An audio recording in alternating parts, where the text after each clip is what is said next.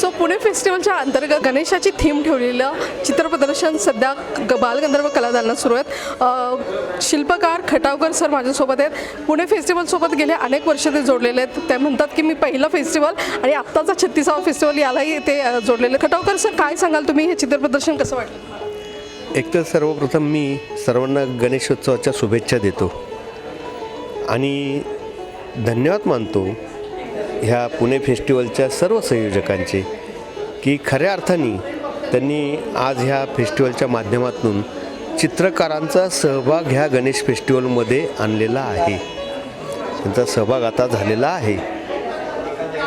14 विद्या 64 कलांचा हा देव, त्याच्यामध्ये संगीत, नृत्य, नाट्य, चित्र आणि शिल्प ह्या जर कलांचा विचार केला तर याच्यामध्ये जसा हा गणेश फेस्टिवल म्हणून सर्व कलांनी नटलेला आहे, त्याच्यामध्ये चित्रकार म्हणून चित्रकारांची उणीव भासत होती। ती आज ह्या निमित्ताने भरून निघालेली। आज चित्रकारांना आणि शिल्पकारांना ह्या गणेश फेस्टिवलमध्ये स्थान दिलं गेलेलं आहे आणि येणाऱ्या पुढच्या काळामध्ये ह्याच चित्रकार शिल्पकारांच्या माध्यमातून हा पुणे गणेश फेस्टिवल अतिशय वेगळ्या पद्धतीने नटणार आहे, हे ह्या निमित्ताने मी नक्की सांगू इच्छितो। आणि मगाशीच आपल्याबरोबर पुणे फेस्टिवलचे संयोजक अभयजी छाजेड साहेब इथं आपल्यामध्ये आले होते आणि त्यांनी आम्हाला आश्वस्त केले आहे कलाकारांना की निश्चितच आता इथून पुढच्या काळामध्ये चित्रकार आणि शिल्पकारांचा सहभाग खऱ्या अर्थाने ह्या गणेश फेस्टिवलमध्ये केला जाणार आहे, इतकं त्यांनी आम्हाला आश्वस्त केलेलं आहे। आणि त्यामुळं आम्ही सारे कलाकार आता खरोखरीच भारावून गेलेलो आहोत की ह्या गणेश फेस्टिवलमध्ये, पुणे गणेश फेस्टिवलमध्ये कलाकारांचा, चित्रकारांचा, शिल्पकारांचा खऱ्या अर्थाने आता सहभाग होणार आहे।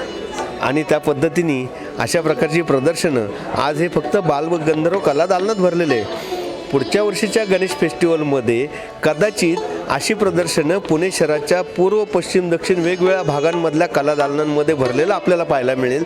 आणि त्या पद्धतीने आम्ही चित्रकार शिल्पकार लोक खरोखरच आम्ही आमच्या कलाकृती, त्यांचं सादरीकरण ह्या गणेश फेस्टिवलच्या माध्यमातून निश्चित आम्ही करू।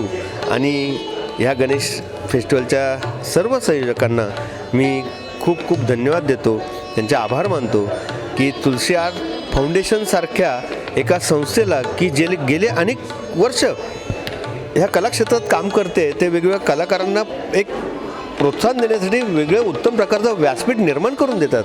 अशा तुलसी आर्ट फाउंडेशनचे सुरेश लोणकर त्यांनी ज्या पद्धतीने, ज्या मेहनतीने आज हे सगळं घडवून आणलेलं आहे, तर निश्चितच त्यांचे खूप खूप आभार मानतो।